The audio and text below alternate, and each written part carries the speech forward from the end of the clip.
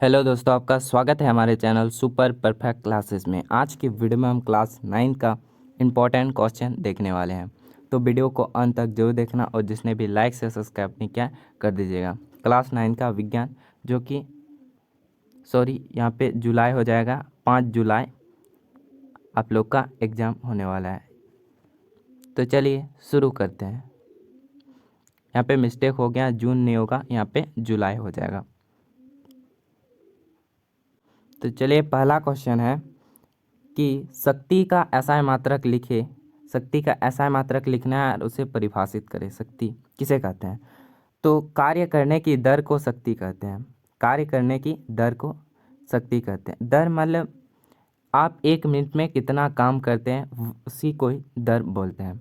तो शक्ति का SI मात्रक हो जाएगा वाट। शक्ति का SI मात्रक क्या हो जाएगा? वाट शक्ति का SI मात्रक हो जाएगा। दूसरा नंबर क्वेश्चन देखते हैं कि आवृत्ति को परिभाषित करें तथा इसका SI मात्रक लिखिए।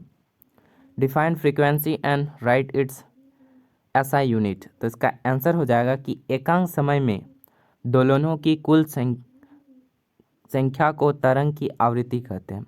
यानी कि एक झूला है, झूला में जितना बार दोलन क्या है, और दोलन की यहाँ से यहाँ तक जितना बार 1 सेकंड में गया है वह दोलनों की कुल संख्या को ही आवृत्ति कहते हैं। और इसका SI मात्रक हो जाएगा हर्ट्ज, जो कि HZ से लिखते हैं, हिंदी से हर्ट्ज इस प्रकार लिखते हैं। तो इसका SI मात्रक क्या हो जाएगा? हर्ट्ज हो जाएगा। तीसरा नंबर क्वेश्चन है कि अवतग्रहों संख्या का मान क्या होता है? तो अवतग्रहों संख्या का मान क्या होता है? 6.0 22 गुना 10⁻23। इसका जरूर से याद कर लीजिएगा। इसका अवतग्रहों संख्या का मान ये हो जाएगा 6.0 22 गुना 10⁻23। इसका अवतग्रहों संख्या होगा। चौथा नंबर क्वेश्चन देखते हैं कि मोलर द्रव्यमान से आप क्या जानते हैं? ये जो मोलर द्रव्यमान उसे किसे कहते हैं समझते हैं। इसका आंसर हो जाएगा पदार्थ के 1 मोल अणुओं के द्रव्यमान को, या 1 मोल के अणुओं के द्रव्यमान को ही मोलर द्रव्यमान कहते हैं। याद कर लीजिए, पदार्थ के 1 मोल अणुओं के द्रव्यमान को ही मोलर द्रव्यमान कहते हैं। सिंपल सा सादा सा आंसर हो जाएगा आपका। पांचवा नंबर क्वेश्चन है कि केनाल किरणें क्या है? ये जो केनाल किरणें हैं वह क्या है? तो देखिए इसका आंसर हो जाएगा ई गोल्डस्टीन। जो ये वैज्ञानिक का नाम है ई गोल्डस्टीन ने 1886 में एक नए विकर्ण की खोज की जो धन आवेशित विकर्ण था। इसका आवेश इलेक्ट्रॉन के आवेश के बराबर परंतु विपरीत था। इनका द्रव्यमान इलेक्ट्रॉन की अपेक्षा लगभग 2000 गुना अधिक था और ये बहुत कम दाब पर गैसों में से विद्युत धारा प्रवाहित करने पर प्राप्त हुई है। इसका ये है केनाल किरणें का आंसर हो जाएगा। छठा नंबर क्वेश्चन देखते हैं कि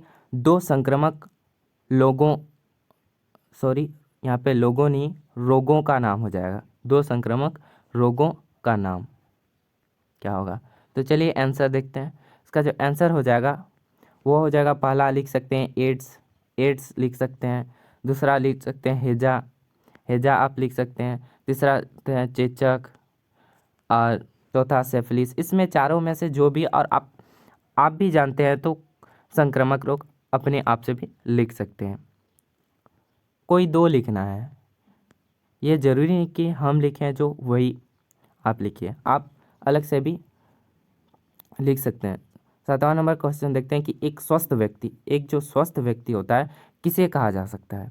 तो इसका जो आंसर हो जाएगा, जो किसी व्यक्ति रोगों के अतिरिक्त मानसिक, शारीरिक और सामाजिक से होने वाली स्थिति से किसी प्रकार का तनाव ना हो उसे स्वस्थ व्यक्ति कहा जाते हैं। मानसिक यानी कि दिमाग से सोच रहा है कि ये होगा वो होगा, चिंता ये करना होगा ये वो करना होगा, इसे मानसिक चिंता कहते हैं। शारीरिक रोग से सामाजिक, फिर इसी प्रकार का होने की स्थिति का तनाव ना हो। मतलब सामाजिक मतलब किसी का, आप समझ लो किसी का बेटी है, उसका शादी नहीं हो रहा, उसका चिंता है। सामाजिक, शारीरिक, मानसिक मतलब इन चीज़ों से उसको तनाव ना हो, उस व्यक्ति को ही एक स्वस्थ व्यक्ति कहा जा सकता है। इसके बाद 5 नंबर का क्वेश्चन देखते हैं पहला है कि गतिज ऊर्जा को परिभाषित करें। गतिज ऊर्जा को परिभाषित करें कीजिए और उन कारकों का उल्लेख कीजिए जिन पर किसी पिंड की गतिज ऊर्जा निर्भर करती है। तो चलिए आंसर देखते हैं। तो आंसर हो जाएगा कि किसी गतिमान वस्तु में उसकी गति के कारण समाहित ऊर्जा को गतिज ऊर्जा कहते हैं। यानी कि जो गतिमान वस्तु है उसकी गति के कारण, उसमें गति के कारण जो ऊर्जा उत्पन्न होता है उसे ही गतिज ऊर्जा हम लोग कहते हैं। इसका देखिए कि इन कारकों का निम्नलिखित है जिन पर किसी पिंड की गतिज ऊर्जा निर्भर करती है। तो चलिए देखते हैं कि किसी पिंड में एक की सीधे, यानी कि एक की मतलब गतिज ऊर्जा सीधे उसके द्रव्यमान के समानुपाती होती है। यानी कि गतिज ऊर्जा समानुपाती होती है एम के, इस प्रकार लिखा हुआ है यहाँ पे, समानुपाती हो जाएगा, इस प्रकार चिन्ह आपका लग जाएगा। दूसरा हो जाएगा किसी पिंड ए की, यानी कि ए के, इस प्रकार लिखा रहता है। ए के मतलब होता है गतिज ऊर्जा। क्या होता है? गतिज ऊर्जा। तो उसके वेग के वर्ग के समानुपाती होता है। क्या होता है? उसके वेग के वर्ग के समानुपाती होता है। यह भी गतिज ऊर्जा इस प्रकार आप लिखिएगा, समानुपाती v स्क्वायर, इस प्रकार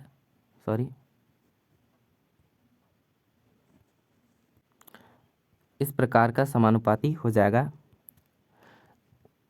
अगला क्वेश्चन देखते हैं कि अनुदैर्ध्य तरंग और अनुप्रस्थ तरंग को परिभाषित करें। अनुदैर्ध्य तरंग और जो अनुप्रस्थ तरंग है यह बहुत ही विव्याय क्वेश्चन है।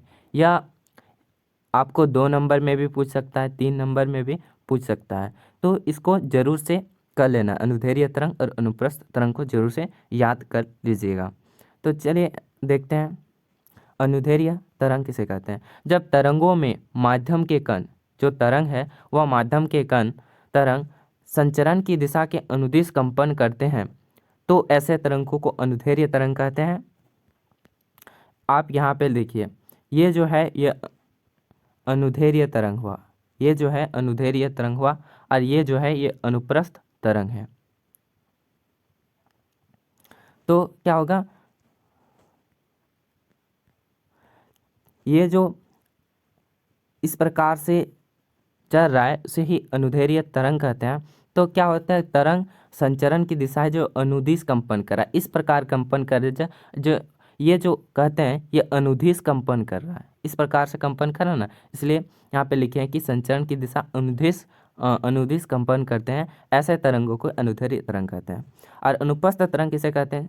जब माध्यम के कण तरंग संचरण की दिशा के लंबवतः कंपन करते हैं तो ऐसे तरंग को अनुप्रस्थ तरंग कहते हैं। यानी कि संचरण की दिशा लंबवत इस प्रकार तरंग कहते हैं। ये इस प्रकार कर रहा है नहीं, आप देखिए ये जो है ये जो लाइन ये लंबवत तरंग कर लंबवत कंपन कर रहा है। तो करते हैं संचरण की दिशा लंबवत कंपन करते हैं, ऐसी तरंगों को क्या कहते हैं? अनुप्रस्थ तरंग कहते हैं। तो इस वीडियो में इतना ही, अगले वीडियो जल्द ही आने वाला है, अब से रेगुलर वीडियो अपलोड करने वाला है, तो चैनल को जोर से सब्सक्राइब कर लेना। मिलते हैं अगले वीडियो में, तब तक के लिए आगे पढ़ते रहो, आगे बढ़ते रहो। मिलते हैं अगले वीडियो में। जय हिंद।